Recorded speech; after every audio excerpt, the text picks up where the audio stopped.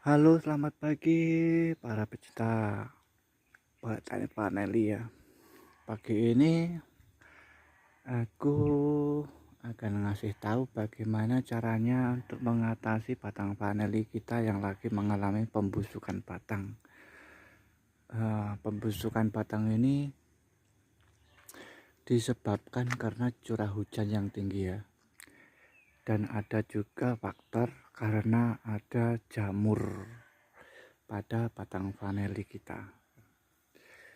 Lalu bagaimana cara mengatasinya? Karena cara mengatasinya ini enggak ada obat khusus ya, karena paneli kalau dikasih obat macam-macam justru akan tambah rusak ya. Karena yang kemarin-kemarin gitu ada sebuah promo obat katanya bagus untuk pertumbuhan, tapi ternyata setelah diaplikasikan dan dipraktekkan ujung paneli seperti ini justru berhenti untuk produksi, berhenti untuk berkembang. Maksudnya di sini berhenti untuk tumbuh tunas, jadi hasilnya sekitar 2 atau 3 hari baru nampak gitu berhenti untuk tunas ya. Nah, di sini kalau untuk tanaman paneli sebisa mungkin jangan pakai produk-produk yang mengandung kimia tentunya ya. Cukup alami saja. Ini tanpa produk kimia, bawahnya pun enggak ada unsur pupuk dari pabrikan ya. Maksud saya di sini tidak ada unsur pupuk kimia sama sekali. Jadi murni ya. Jadi ini murni dari pupuk kandang ya. Yang pertama ini dari sabut kelapa tentunya. Kembali lagi dengan cara mengatasi pembusukan batang paneli ya. Seperti ini contohnya yang busuk ya karena curah hujan, karena mungkin karena juga ada jamur. Contohnya seperti ini. Bisa Anda lihat ini. Nah, ini mengalami busuk batang ya. Nah, ini patah. Ini benar mas. Ini bisa hidup karena ini udah ada akar yang ada di sini, jadi tetap hidup. Nah, terus yang ini kalau nggak diatasi ini akan merembet ya. Bagaimana cara mengatasinya? Ini langsung dipotong saja ya. Ini dipotong sini. Ini karena ada busuk batang ya. Kita potong supaya tidak menjalar. Oke. Nah, lantas terus ini kita buang saja. Seperti ini. Ini kita buang saja. Dan juga yang ini juga kita potong.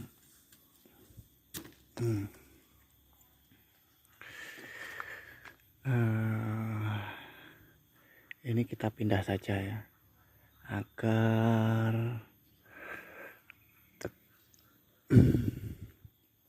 tetap tumbuh ya. Alangkah baiknya ini kita pindah. Cuman sebenarnya sayang sih ya, sebenarnya sayang banget, tapi apa boleh buat. Sekarang kita pindah dan kita tanam lagi aja. Oke.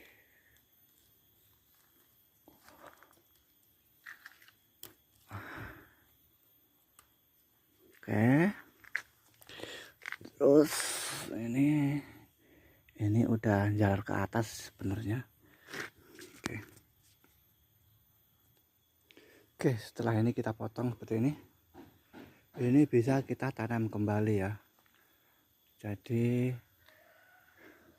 agar tidak menjalar ke batang yang lainnya ya. Oke, kita tanam. Oke, sangat simpel kalau untuk menanam seperti ini. Seperti apa cara penanamannya?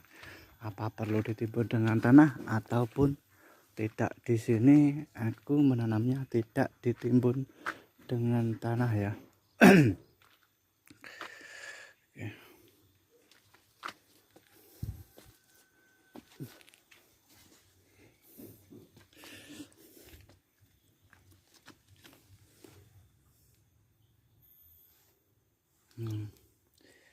Ini untuk yang kedua, kita coba tanam lagi. Itu yang tadi yang pertama udah. Ini potongan yang kedua. Ini langsung ditanam panjang aja, jadi nggak perlu dipotong. Biasanya kalau menanam, kalau masih ini ada yang pakai sulur panjang, ada yang sulur pendek. Kalau sulur pendek ini biasanya antara 4 atau mungkin 5 ruas, atau kalau yang di polybag itu biasanya diambil 2 ruas ya. Jadi ini berhubung sayang untuk dipotong, benih juga banyak, jadi langsung aja ini aku tanam. Mungkin ini sekitar 1 meter ya. Untuk harga 1 meter kalau beli untuk di wilayah saya ini tergantung kualitas juga ya, ini bisa 10.000 sampai 15.000 untuk per meter harga bibit vanili.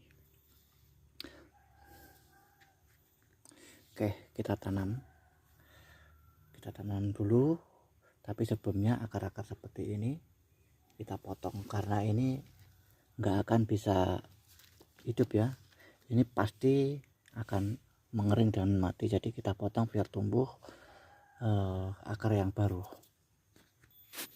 Oke, setelah kita potong akar tadi ya, kenapa akar itu harus dipotong? Karena ini akan, kalau nggak dipotong ini akan mempengaruhi pertumbuhan akar yang baru ya. Walaupun nggak dipotong juga hidup, cuman pertumbuhan akar di bawah ini akan terhambat dan akan lama ya. Jadi seperti ini aja untuk menanam. Sebenarnya akar ini tidak menancap ke tanah dalam ya, ini cuman akarnya itu merambat seperti bunga anggrek, sama dengan bunga anggrek kayak gitu ya. Kalau akar vanili itu biasanya akan merambat, menjalar gitu aja, jadi tidak menancap ke tanah secara dalam. Jadi kalau untuk di kebun, untuk di kebun biasa gitu, usahakan bawahnya jangan dibersihkan, karena kalau dibersihkan akan merusak akar ya, karena akarnya itu menjalar di atas, dia tidak menancap di tanah, itu tidak ya, dia akan menjalar di atas. Nah seperti itu, mungkin sedikit pengetahuan dan ilmu yang bisa aku sampaikan. Mungkin di antara pecinta vanili yang lain, apabila ada salah atau apa, oke, kita perlu sharing. Dan bagi yang suka dari video-video aku juga, silahkan like dan komen tentunya. Untuk kalian yang ingin bertanya-tanya tentang tumbuhan vanili, silahkan komen di bawah. Aku akan memberi keterangan ya, atau jawaban yang aku bisa, yang aku pahami tentunya untuk kalian semua. Bagi yang ingin petani vanili emas hijau, betul, ini emas vanili